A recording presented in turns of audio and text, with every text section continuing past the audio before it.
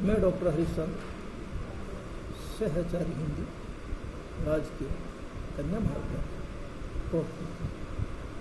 आपको पूर्व में सुमित्रानंदन पंथ का परिचय, उसकी कुछ व्याख्याएं आपको YouTube चैनल के द्वारा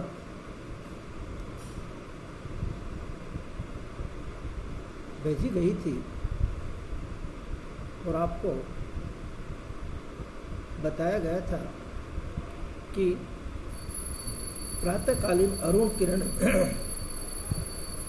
उगती है, उदय होती है और उससे पहले जो भी प्रकृति में विचरण किया जाता है उसका वर्णन किया गया था। अब आगे है, निकल सृष्टि के अंधगर्भ से छाया तनुभव छायाहीन, चक्र रच रहे थे खल निश्चिचर, चला कुहुकटो ना माना, छिपा रही थी मुख शशिबाला, निशि के श्रम से ही श्रीहीन, कमल क्रोड में बंदी था अली, होक शोक से दीवाना, मूर्छित थी इंद्रियां स्तब्ध जग, जड़ चेतन सब एकाकार, शून्य विश्व के उर में केवल सांसों का आना जाना, तूने ही पहले बहुदर्शनी गाया जागृति का गान, श्री सुख सौरभ का नव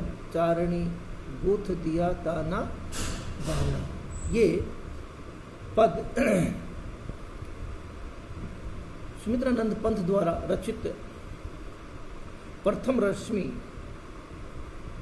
शीर्षक कविता से लिया गया है। इसमें रात्रि के अंत में और प्रातः काल से पूर्व जो प्राकृतिक वातावरण में एक विशेष परिवर्तन दिखाई देता है। एक ओर चंद्रमा क्या होता है, छिपता है, दूसरी ओर कमल जो है वो खिलने लगता है। इसी पंथ ने इसी दृश्य को इस अवतरण में, इस पद्यांश में, इस पद्य में चित्रित किया है। और कवि कहता है कि रात्रि के सघन अंधकार में छाया के समान काले शरीर वाले तथा छाया से रहित अनेक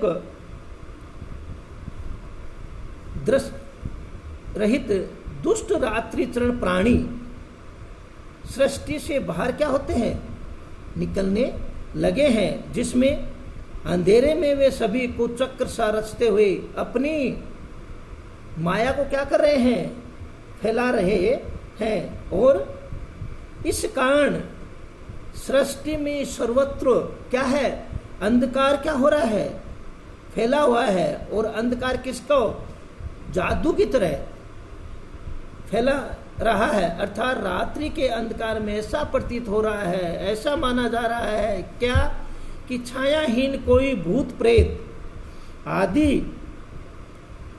अपने इंद्रजाल में क्या कर रहा है, इंद्रजाल का क्या कर रहा है, प्रसार कर रहा है। और कुटिल जो चक्र है वो चला रहा है, चला कुहकटो ना माना। और चारों ओर क्या है, टोना, जादू टोना क्या हो रहा है, चारों ओर चल रहा है। छिपा रही थी मुख शशिबाला। और कवि कहता है कि प्रातः काल होने से कौन, चंद्रमा रूपी सुंदरी अपना क्या है, मुख को क्या कर रही है,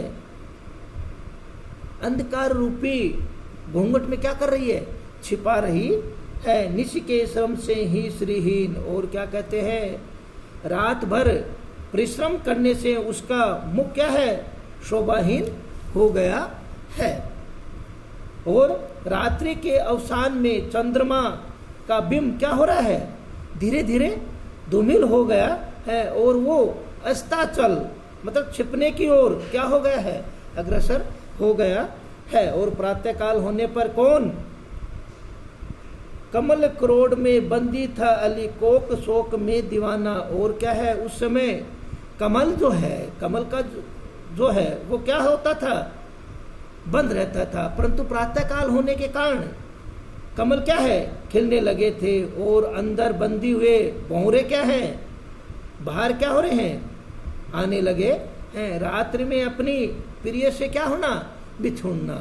क्यों कि कमल का जो फूल है उसमें कौन, भौरा क्या करता है, उस पर मंडराता है। और रात्रि होते ही वो क्या हो जाता है, बंद होता है। और प्रातः काल होते ही धीरे धीरे क्या हो जाता है, कमल का फूल खिलने से वो बाहर आ जाता है। उसी प्रकार रात्रि में अपने प्रिय से क्या हो जाता है, बिछुड़ने के कारण चक्रवाक विरह व्यथा का क्या है, दीवाना हो रहा है। उसे प्रातः काल प्रथम रश्मि क्या करती है, आभा से क्या मिलती है, शांति मिलती है। मूर्छित थी इंद्रियां स्तब्ध जग, जड़ चेतन सब एकाकार। और क्या है, उस समय रात्रि में सभी प्राणी क्या है, सो जाते हैं। और उनकी जो है इंद्रियां हैं एक प्रकार से क्या हो जाती है, मूर्छित रहती है। और जड़ चेतन रूपी सारा संसार एकाकार होकर स्तब्ध रहता है। शून्य विश्व के उर में केवल सांसों का आना जाना। और क्या है,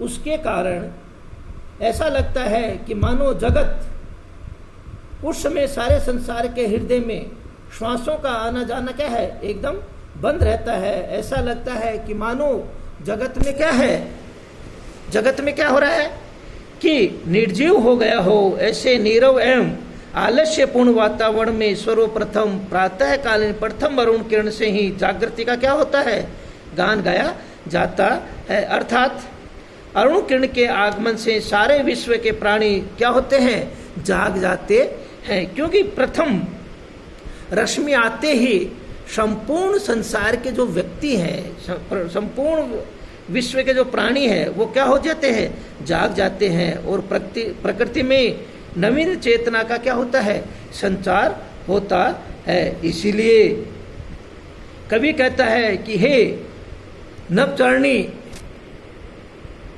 प्रथम रश्मि, तुमने इस संसार में नवीन शोभा सुख रूपी पराग का ताना बाना गूथा है। तूने ही पहले बहुदर्शनी गाया जागृति का गान। और क्या कहते हैं, रात्रिकालीन वातावरण से क्या है, निर्वत होकर अंधकार सभी जीव क्या है, भयभीत होते हैं। इसी के कारण वो कहती है कि आप प्रातःकालीन प्रथम आभा के कारण ही प्रकृति की क्या हो जाती है, शोभा बढ़ जाती है। उसी के कारण जीवों में नवीन चेतना का क्या होता है, सुखमय संचार होता है। इसीलिए प्रथम रश्मि की दृष्टि से सुख सौरभ का ताना बाना जुटाने वाले प्रतीत होता है।